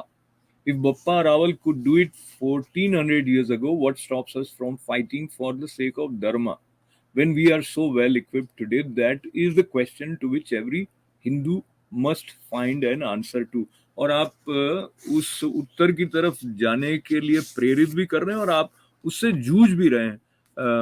मैं एक और वाक्य आपके इसी पहले अध्याय में से पढ़ दूं. What paralyzed the Hindu society and leadership into such indifference to such virulent assaults on the history of Hindu Dharma? What paralyzed our thought processes that the very greats who saved our Dharma and land were pushed into oblivion? तो आप अगर इसका answer करें, ये सवाल आपने उठाया है, तो क्या आपके सामने बातें दिखाई देती हैं और उसको काउंटर कैसे किया जाए? नहीं, man by nature is gripped by an inertia, जिसको हम कहते हैं स्टेटस कोइस्ट होता है आदमी. भाई एक मेरी पावर इक्वेशन है, मैं महीने के 10 लाख रुपए कमाता हूं, डॉक्टर हूं, और मेरा समाज में बहुत यश है, मेरे को मिनिस्टर्स जानते हैं, मेरे को बड़े बड़े कॉन्फ्रेंसेस में बुलावा आता है. तो मुझे पागल कुत्ते ने काटा है कि मैं अपनी उस पावर इक्वेशन को छोड़कर और पाकिस्तान के हिंदुओं का रोना शुरू करूं. मेरा बच्चा विदेश में पढ़ता है, मेरी बच्ची जो है वो बढ़िया एक मेडिकल कॉलेज में जा रही है, मेरी पत्नी भी कमाती है, और मुझे हर हफ्ते थीम पार्टियां करनी है. जब मुझे मनोरंजन कर रहे हैं हम. सनातन हिंदू धर्म तो मनोभंजन की बात करता है कि तुम्हारे मन की वासनाओं को का नाश सच्चा अध्यात्म है. यहाँ 70-70 साल के लोग पिक्चरों में ऐसे एडिक्ट्स हैं उसके, मूवीज के, देखकर दया आती है उनके ऊपर. तो मेरी जो पावर इक्वेशन है, मैं उसको डिस्टर्ब नहीं करना चाहता. मनुष्य अपने स्वभाव से स्टेटस कोइस्ट होता है. जो हिंदू धर्म का बेनिफिशियरी है वो महामक्कार है. ये जो बैठे हैं मठों के अंदर और आश्रमों के अंदर,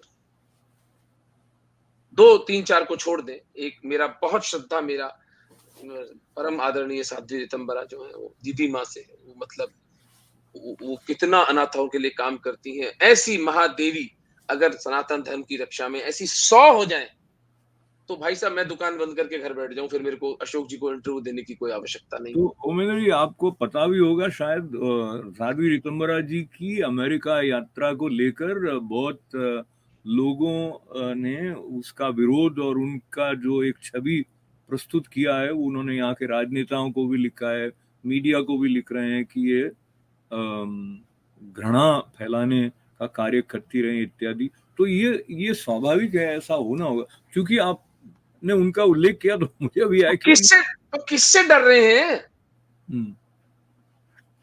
ये तो फिर वो बात हुई ना, फिर महाराणाओं का यशगान क्यों करते हो. उन्होंने युद्ध किया मुसलमानों से.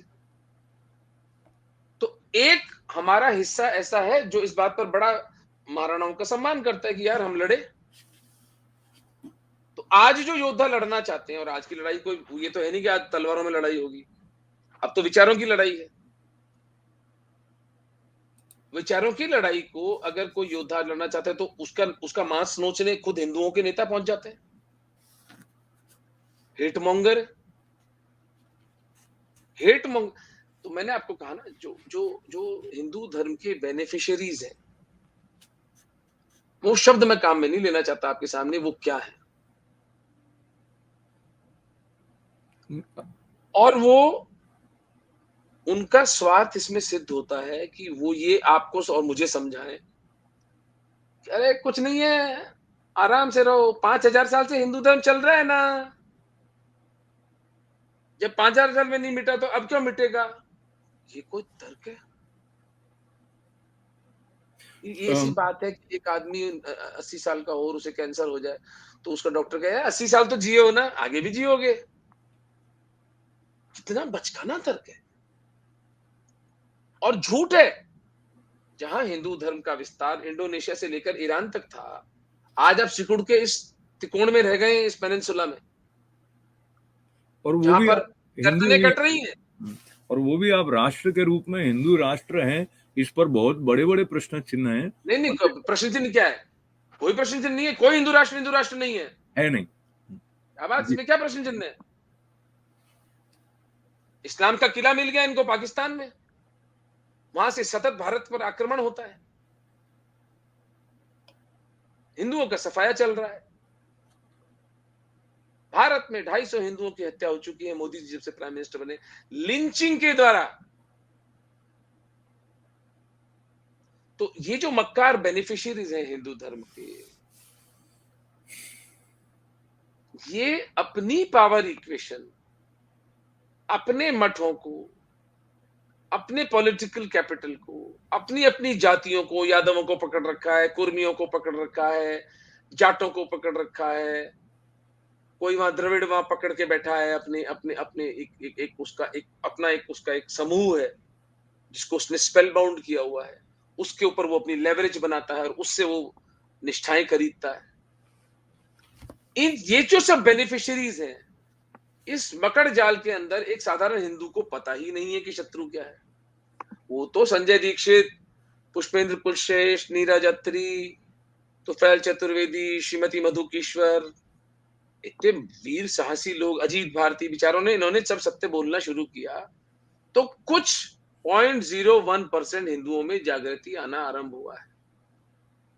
कि जागृति को लेते तो हुए ये पुस्तक जो है 20,000, it's a best seller now. भगवान जानता है, मैंने ये पुस्तक किसी को, मुझे नहीं पता था कि इसकी 500 प्रतियां भी बिकेंगी कभी। मैंने तो अपनी भड़ास निकाली थी।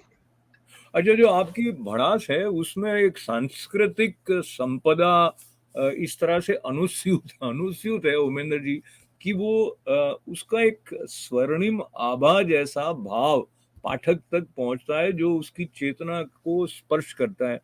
ये चेतना शब्द से मुझे ऐसे याद आया कि मैं आपके साथ याद करूं, शायद लाला लाजपत राय या किन्होंने परिभाषा दी थी संस्कृति के बारे में, कि ये कलेक्टिव कॉन्शियसनेस ऑफ और शेयर्ड विक्ट्री, ऐसा कुछ है।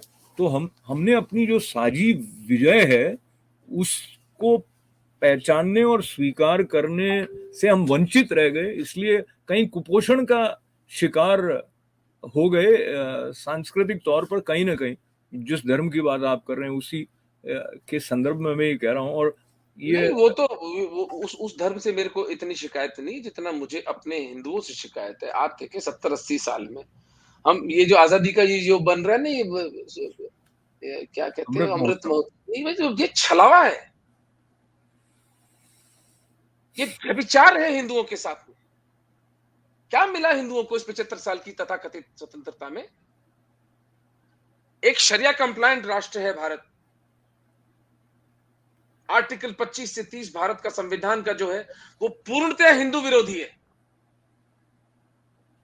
भारत की संसद में अभी भी लंबित है prevention of communal and targeted violence bill, जो कहता है कि यदि भारतवर्ष में दंगे होंगे तो केवल बहुसंख्यक समाज जिम्मेदार होगा। न्याय के मौलिक नियमों का ये नंगा उल्लंघन इस देश में चलता है। मिला क्या है इस भारत देश को? ये विभाजन था। एक बेचारे अंबेडकर रोते रह गए कि भैया अगर धर्म के आधार पर तुमने विभाजन किया है तो कम से कम टोटल एक्सचेंज ऑफ पॉपुलेशन तो करो। आप इसको विभाजन, किस दृष्टि से विभाजन था मुझे बता दें, किस दृष्टि से स्वतंत्रता थी मुझे बता दें। क्या हिंदू स्वतंत्र हुए? हम तो हमें तो ठगा गया है। और उसके बाद अगर इस पुस्तक की बात करें और इस इतिहास की बात करें जो कि मेरा कोर कॉम्पिटेंस है इस वक्त, इस देश का पहला शिक्षा मंत्री एक मदरसे में पढ़ा हुआ आदमी था। नालंदा और तक्षशिला जैसे विश्वविद्यालयों को जननी भारत पवित्र भूमि के ऊपर उसकी छाती पर एक अनपढ़ गंवार आदमी उसका शिक्षा मंत्री बनाया गया।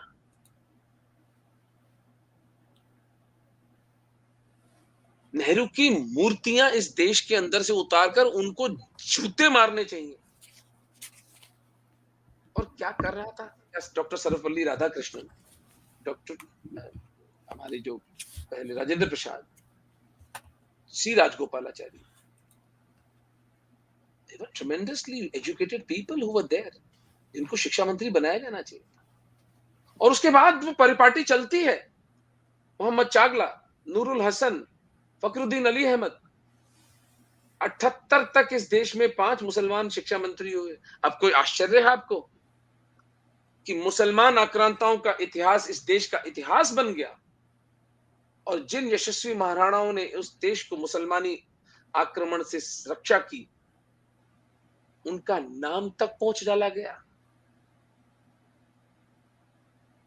तो ये जो चालबाजी है, ये गत 70 वर्षों का हानि है। ये जब से इस देश के अंदर ट्रांसफर ऑफ पावर हुआ, गोरे साहिबों से भूरे साहिबों के पास सत्ता गई, वो वहां पर हुडविंक हो गई। वो सत्ता जो हिंदुओं के हाथ में आनी चाहिए थी, वो हिंदुओं से छीनकर लेफ्टिस्ट लिबरल्स और इस्लामी जो गठजोड़ था उसके हाथ में गई। उसका परिणाम है कि आज आपका जो बच्चा है वो भी आपके विरोध में खड़ा है। उसका माइंड, उसका इमेजिनेशन भी कैप्चर्ड है। वो आपसे कहता है कि आप इतनी रैबिड बातें कैसे कर रहे हैं। मैं तो सिर्फ बातें कर रहा हूं, वहां तो गर्दनें कट रही है भाई। एक बार फॉर आर्ग्यूमेंट से एक मान भी लिया जाए कि मैं हेट मॉन्गर हूं, तो मैंने तो कभी किसी के साथ कोई हिंसा नहीं करी। मैं तो केवल अपने अधिकार, अपने सर्वाइवल की बात कर रहा हूं। वो अधिकार भी आप मेरा छीनना चाहते हैं मुझसे। तो इस देश की जो तथाकथित एलीट है, वो आत्माविहीन, घटिया और मक्कार है। ये जो कुछ आप विशेषणों का प्रयोग कर रहे हैं, उनके ऊपर मैं कोई प्रश्न चिन्ह नहीं लगाते हुए आपकी पुस्तक की तरफ आ जाता हूं मैं। फिर एक दो संदर्भों पर हम थोड़ी सी बात कर लें। तो एक तो रावल रतन सिंह जी के बारे में आपने जिस तरह से बताया है, वैसे मुझे लगता है अधिकतर लोगों को पता नहीं था ये पूरे संदर्भ के बारे में। जो पद्मनी जी के जौहर को, उसको बड़ा एक रोमानियत के साथ प्रस्तुत करते रहे, सुनते रहे। उसमें वीरता की बातें भी आती थी, तो उसकी पीड़ा तक पहुंचने वाली जो आंच है, उससे हटके जैसे कोई एक सुरक्षित रूप में जाके छू के आ जाते हैं, उसको महसूस करने वाली स्थिति आपकी पुस्तक से जैसे मुझ तक आई, ऐसी शायद पहले मैं कोई बहुत अधिक इतिहास पढ़ा हुआ भी नहीं हूँ। पर ये एक दो वाक्य आपके रावल रतन सिंह जी के चैप्टर में से मैं पढ़ूं अगर, तो एक ही वाक्य ले लेते हैं जिसमें जब मैं आप ही की भाषा का ले लेता हूँ। The funeral pyre was lit within the great subterranean retreat in chambers impervious to light. The defenders of Chittor beheld with a strong heart the procession of queens, their own wives and daughters walking to their moksha. Husbands put sindoor on the foreheads of their wives one last time. The women in whose embrace men had scaled heights of love and ecstasy looked at each other one last time. आपकी writing जो है उसमें एक visual element भी है, और फिल्में भी इस तरह के संदर्भों पर काफी बनी, आपने देखी हुई होगी। आपने उसका थोड़ा सा कहीं संकेत भी किया है।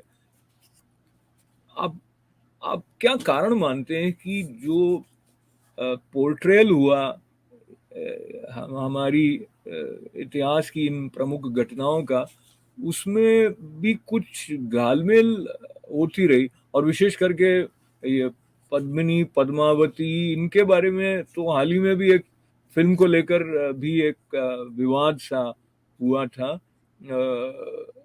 एक वाक्य और मैं मुझे आपकी पुस्तक के कई वाक्य ऐसे लगे जो मैंने नोट भी किए और जिनको ऐसा लगता है कि कहीं हम अलग इंडिपेंडेंटली भी पढ़ के प्रेरित हो सकते हैं, और उस समाज की, उस काल खंड की जो स्थिति रही उससे जुड़ सकते हैं। अब ये वाक्य और पढ़ के मैं आपकी तरफ आता हूँ।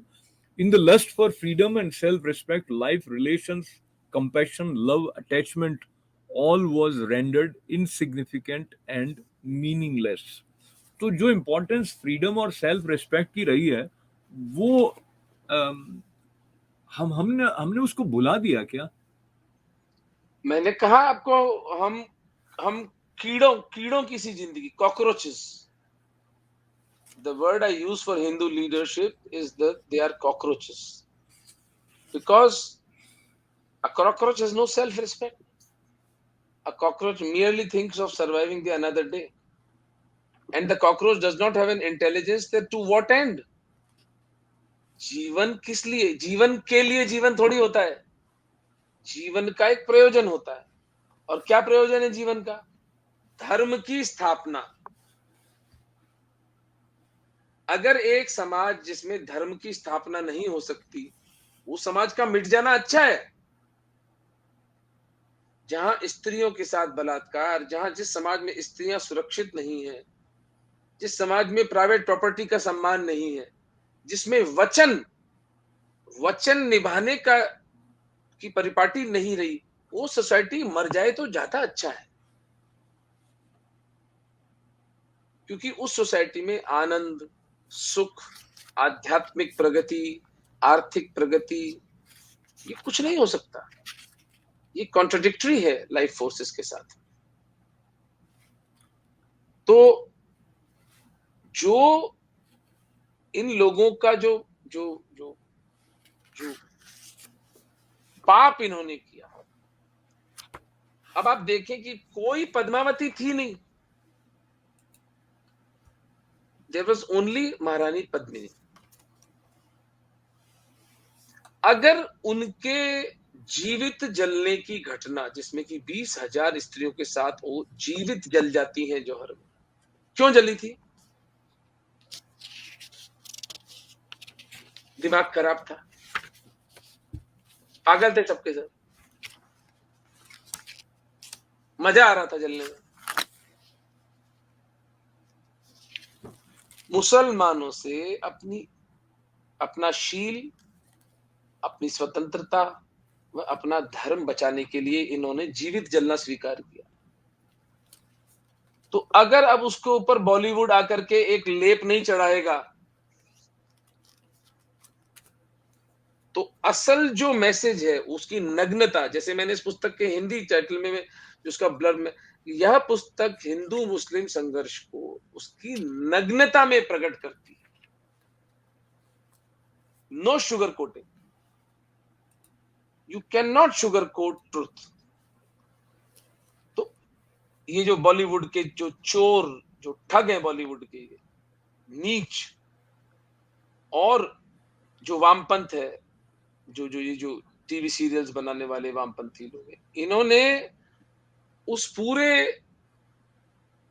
विभत्स अत्याचार को कला के नाम पर, फ्रीडम ऑफ आर्ट और फ्रीडम ऑफ एक्सप्रेशन के नाम पर, तुम्हारी माँ का दूध पिया है तो जरा अब्राहमिक मतों पर एक मूवी बना के दिखाओ ना। तब क्या हो जाता है तुम्हारी फ्रीडम ऑफ एक्सप्रेशन को? ये फ्रीडम ऑफ एक्सप्रेशन केवल हिंदुओं के इतिहास को लज्जित करने के लिए होती है क्या? तो हिंदू समाज को भांग की गोली पिलाना बहुत आवश्यक था। इसलिए जो अत्याचार इस्लामी समाज ने भारत के हिंदुओं पर किए, उनको इस बिके हुए बॉलीवुड और इस देश के बिके हुए इतिहासकारों ने यूफेमिज्म्स के माध्यम से कवर करने की चेष्टा की, जिसको इस देश का हिंदू घटिया नेतृत्व, जो अपने आप को हिंदू मानता भी है, थर्ड क्लास लोग हैं, वो समझ ही नहीं पाया। वो प्रतिकार तो बाद में करता, एक्चुअली जो बात आप कह रहे हैं, आईक्यू ही नहीं था कि वो समझ पाते कि ये क्या हो रहा है। तो उमेश जी ये आप इसको माने या ना माने, लेकिन समझ तो अभी भी नहीं रहे हैं। और बहुत कम संख्या में, जैसे आपने भी 0.01% या क्या है, तो पर चिंगारियां हैं, जागृति की आंच फैलेगी। आपकी पुस्तक की 2 पंक्तियां और लेके फिर आपके पास हम विराम की तरफ जाएं, ऐसा समय कहने लग जाएगा। उससे पहले एक तो आप जो शब्द चित्र बनाते हैं, या जिस तरह से जो भी आप बात कर रहे होते हैं, तो आपके अंदर का जो एक जागरूकता का भाव है, वो आपके अंदर का जो एक आर्टिस्टिक वे में एक्सप्रेस करने वाला लेखक है, वो भी कई स्थानों पर पुस्तक में हमारे साथ जुड़ता है। अम, घटना की विभत्सता तो है, लेकिन फिर भी भाषा के अंदर अभिव्यक्ति का एक सौंदर्य होता है। ये दोनों अपने आप में अलग सी बात है। लेकिन अब आप ये वाक्य देखें, अपना ही है, young children would have looked quizzily, quizzingly at their fathers when they were being tied to their mother. ये एक वाक्य कितनी सारी इमेजेस, कितने सारे बिंब, कितने सारे भावनात्मक जो संघर्ष की स्थिति है उसको खोल देता है पाठक के सामने। ये तो मैंने पढ़ा था पेज 66 से, एक पेज 182 पर एक वाक्य और आप तक पहुंचाऊं दर्शकों तक। व्हाट वाज दैट तत्व that made the women and children of Chittor enter funeral pyre willingly? तो ये उस तत्व की तरफ मुझे लगता है महाराणास हमें ले जाने की एक ऐसी कोशिश है जो बहुत महत्वपूर्ण और सराहनीय है। इसके साथ मैंने अभी तक कभी ये जो 74.5 जो आप उसकी मेमोरी की बात करते हैं, उसके बारे में बहुत सारे हिंदुओं को पता ही नहीं है। मैं चाहता हूं आप ही बताएं इसके बारे में, और आपको पहले बचपन से पता था या शोध के दौरान इसके बारे में कुछ और अधिक पता लगा? नहीं, 74.5 का आंकड़ा तो मुझे पता था, लेकिन इतना उसके बारे में डिटेल टॉड को पढ़ा मैंने, तब मुझे पता चला। और लोक श्रुति में, मेवाड़ की लोक श्रुति में ये बहुत प्रचलित बात है। अब तो खैर ये प्रचलन जो है वो क्षीण हो रहा है। इस देश के साथ कितना बड़ा छल कि जो अकबर जिसने की एक दिन में 40,000 हिंदुओं की हत्या की थी, और उन हिंदुओं की मरे हुए शवों की जो जनेऊ उतारे गए, वो 74.5 मण, यानी लगभग 3,000 किलो उनका भार था। और वो लपेट कर उनके बड़े बड़े बंडल्स बनाकर आगरा लेकर गया था अकबर, कि जिस मेवाड़ को स्वतंत्रता मानता है हिंदू, वहां के हिंदुओं का मैं ये हाल करके लाया। आप सोचिए उसका क्या मनोवैज्ञानिक इम्पैक्ट हिंदुओं के ऊपर पड़ा होगा, और कितना डिरेंज्ड आदमी था जिसको कि इस देश के अंदर आज भी अकबर महान करके पढ़ाया जाता है। तो 40,000 हिंदुओं की अकबर द ग्रेट क्यों कहते हैं उनको? अकबर द ग्रेट इसलिए कहते हैं क्योंकि उसके दरबार में 2-4 हिंदू उसके तलवे चाटते थे, तो ये हिंदू मुस्लिम एकता की पींगे हो गई सबसे बड़ी। मेरे पास एक बहुत बड़े बड़े राजपूतों के फोन आते हैं कि है ना, आप हल्दी घाटी के युद्ध को हिंदू मुस्लिम युद्ध क्यों कहते हैं? ये तो सत्ता का संघर्ष था। अरे मैंने कहा भले आदमी, महाराणा प्रताप को 1572 में जब उदय सिंह जी का देहांत हुआ, तो उन्होंने जगमाल को राजा नियुक्त किया था, प्रताप को नहीं किया था। उनका प्रेम था भटियाणी रानी धीरबाई के साथ। तो प्रताप ने जगमाल से युद्ध नहीं किया था। प्रताप अपना सामान बांधकर सिंध जाने की तैयारी करने लगे, तब मेवाड़ के सामंत उनके पास आए और बोले कि हम आपको नहीं जाने देंगे, अगर आप गए तो मेवाड़ नष्ट हो जाएगा, जगमाल तो मुसलमान राजाओं का गुलामी करेगा। तो प्रताप ने कहा मैं क्या करूं, मेरे पिता का आदेश है, मैं उसका उल्लंघन नहीं कर सकता। सामंतों ने कहा आप उल्लंघन नहीं करें, हम उल्लंघन कर रहे हैं। यह आदमी सत्ता के लिए लड़ रहा था। जीभ को लकवा नहीं होता राजपूतों की जब मुझसे वो डिस्कशन करते हैं कि आप सत्ता के संघर्ष को हिंदू मुस्लिम संघर्ष कैसे बता रहे? अरे उल्लू हो, अगर सत्ता का संघर्ष होता तो प्रताप को कॉम्प्रोमाइज कर लेना चाहिए था। चार संधि के प्रस्ताव भेजे थे अकबर ने, संधि कर लेते, सत्ता बनी रहती प्रताप की।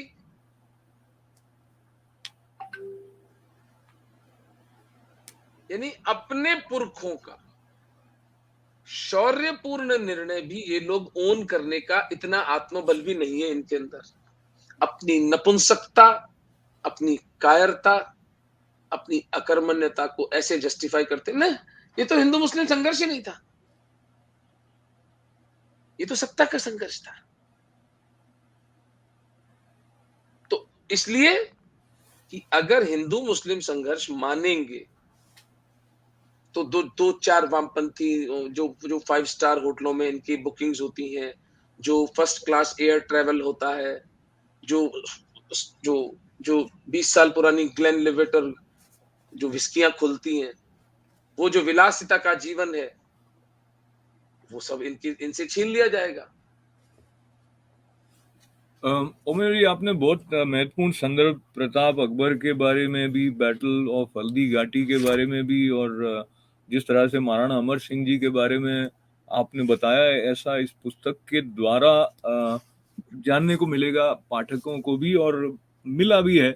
और जैसे कि आपने बताया, पुस्तक बहुत प्रेम से इसको उसको स्वीकार किया जा रहा है।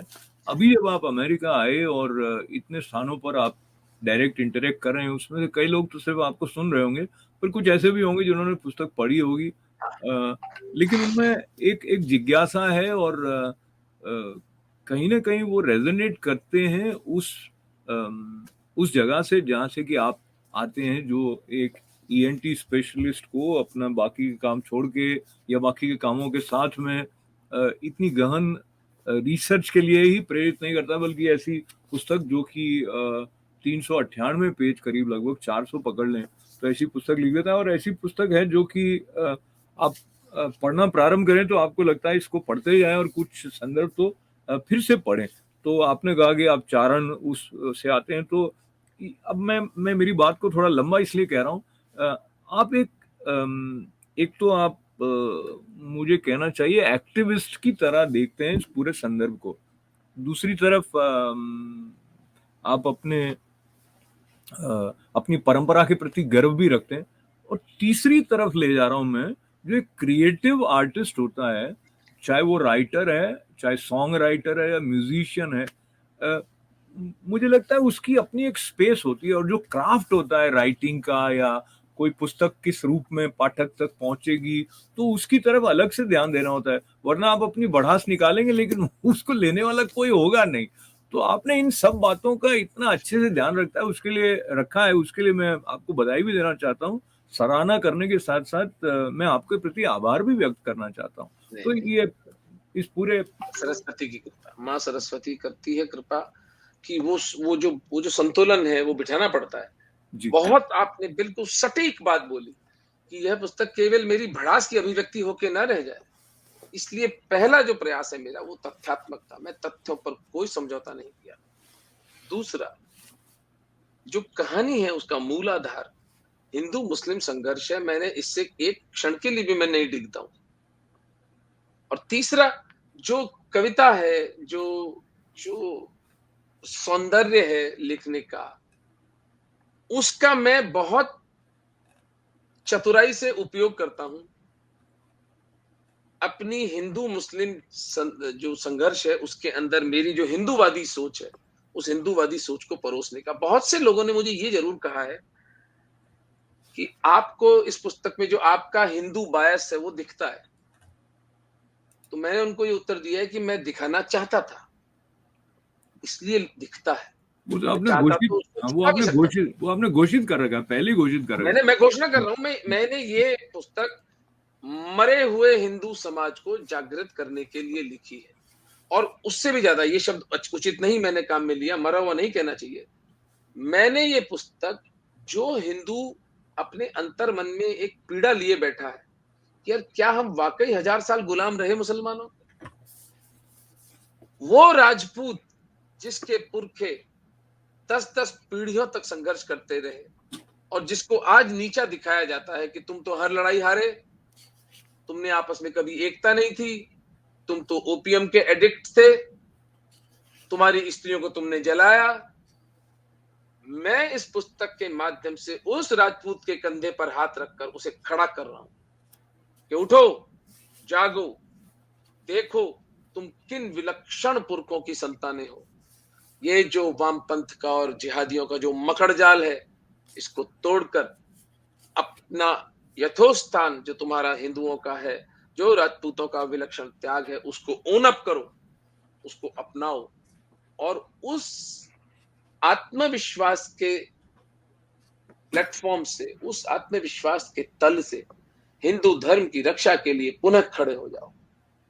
मेरे पास कई राजपूत जब साइन कराने आते हैं बुक, तो मैं उनको कहता हूं ये बात हमेशा, क्षत्रिय वो जो हंसता हुआ हिंदू समाज का दर्द पी जाए।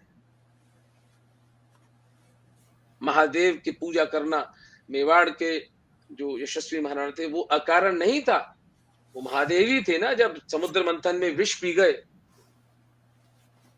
तो राजपूतों को, क्षत्रिय समाज को, हर क्षत्रिय को, हर वॉरियर को, चाहे वो जाट हो, यादव हो, अहीर हो, कुर्मी हो, दलित समाज का खटीक हो, वाल्मीकि हो, हंसते हुए विधर्मियों से युद्ध करते हुए, हंसते हुए हिंदू समाज का दर्द, वो जो जहर है उसको पी जाना है, तभी उसके जीवन की सार्थकता है। यही इस पुस्तक का मूल संदेश है।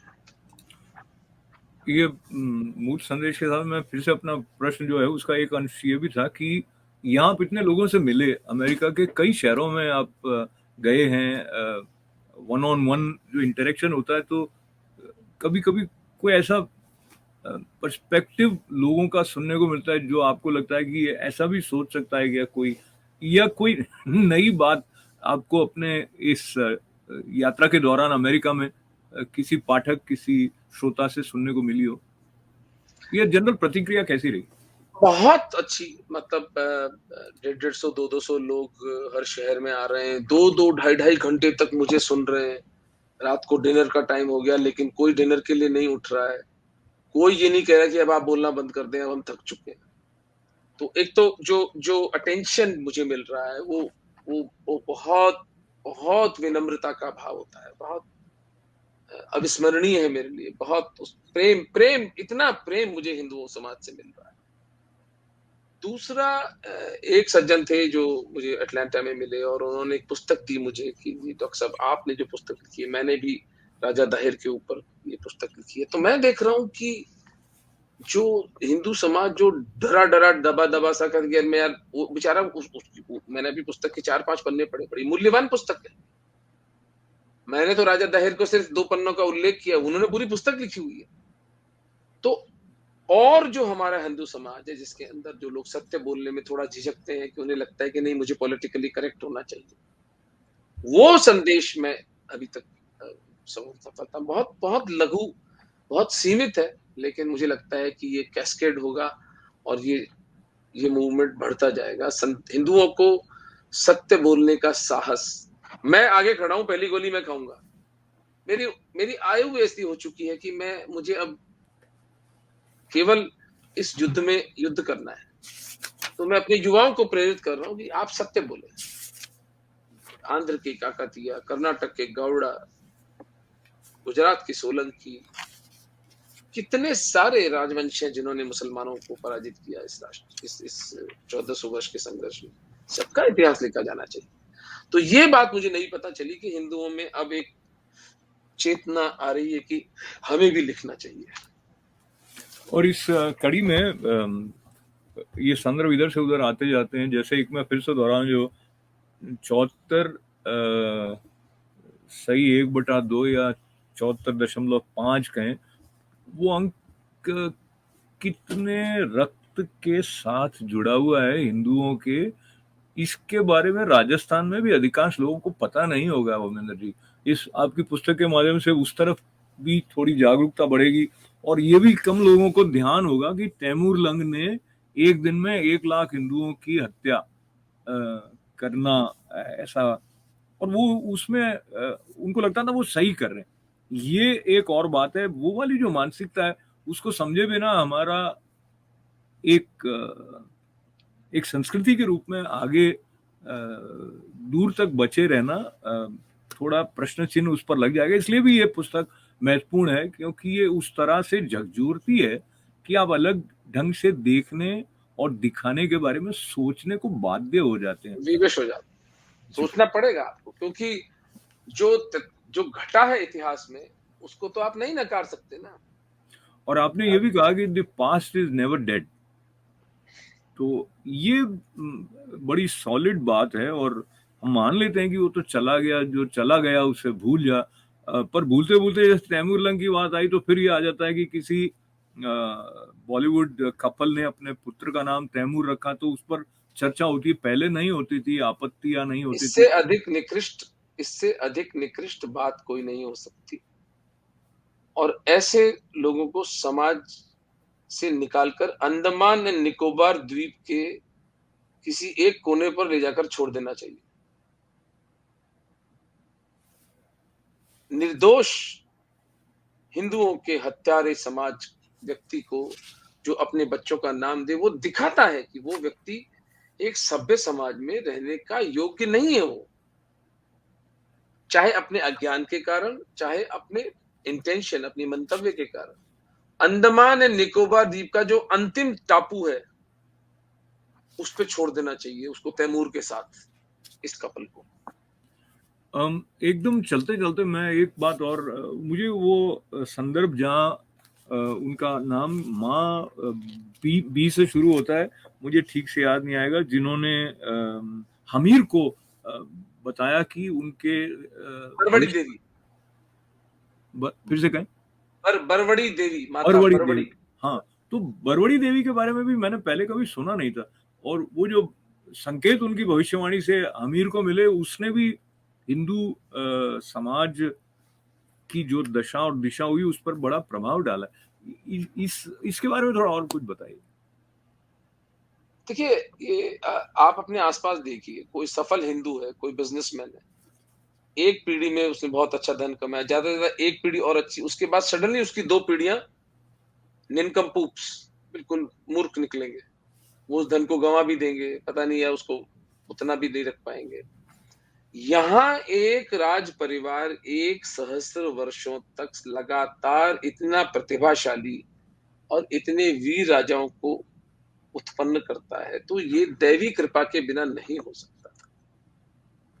ये कोई साधारण घटना नहीं थी सर, ये असाधारण घटना थी, जिसमें बरबड़ी देवी वाला जो प्रकरण है, यह प्रकरण उस बात को बहुत एकाग्रता से, बहुत फोर्स के साथ रेखांकित करता है।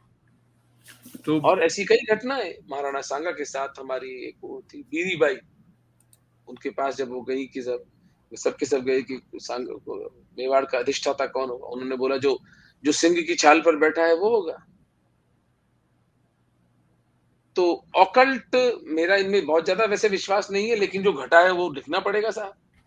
तो पूरा 1 सहस्त्र वर्षों तक एक राज परिवार द्वारा मुसलमानों के साथ संघर्ष करके हिंदू धर्म को बचाए जाना, ये बिना महादेव की कृपा के नहीं हो सकता।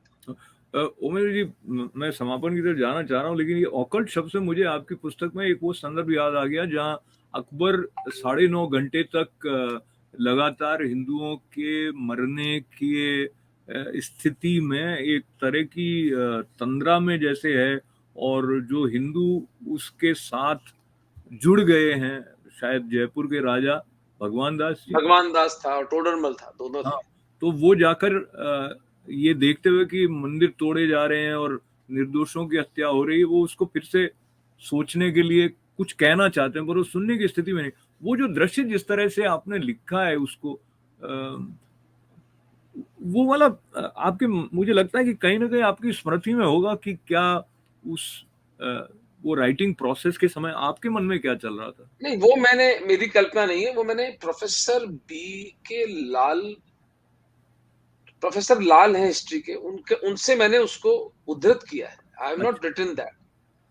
मैंने उसको फिर एनालिसिस जो है मेरा, क्योंकि कोट तो मैंने इटैलिक्स में लिख देता हूं मैं कि भाई ये मैंने उनसे लिया है, उसके एनालिसिस में मैं यही था कि कोई भी व्यक्ति 40,000 निरपराध हिंदुओं की जब हत्या करेगा तो उसको एक आसुरी प्रेरणा होगी। वह आसुरी प्रेरणा उसको वो अपने हिसाब से उसको, उसके लिए वो अपनी दैवी प्रेरणा मानेगा, तो है कुछ एक्स्ट्रा टेरेस्ट्रियल, भौतिक जगत की घटना नहीं है, पराभौतिक बात है। पराभौतिक घटनाएं तो राक्षसी प्रवृत्ति के साथ, आसुरी शक्तियों के साथ उसका उस वक्त सामंजस्य बैठा होगा और उन डार्क फोर्सेस ने उसको मोटिवेट किया कि वो इस तरह की घटना करे। यही मेरे पास एक्सप्लेनेशन है इसका।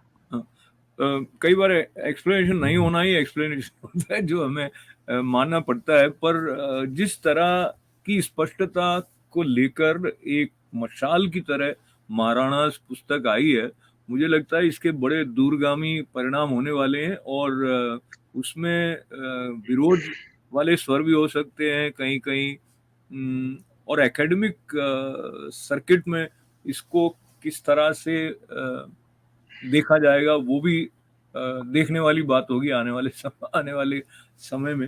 मैं बता देता हूं आपको, एकेडमिक सर्कल्स में इस पुस्तक को देखा ही नहीं जाएगा।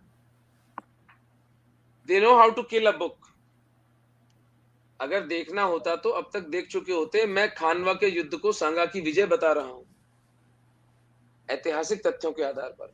आप पूरे मानव इतिहास में एक पुस्तक मैंने चित्तौड़ के पाटनामा और राज्य प्रशस्ति और हिंदू ग्रंथों से कोट करके दिया है, इंटरनेट पे, विकिपीडिया पे, यहां तक कि श्यामल दास जी ने, जेम्स टॉड ने, सबने इसको सांगा की हार माना है।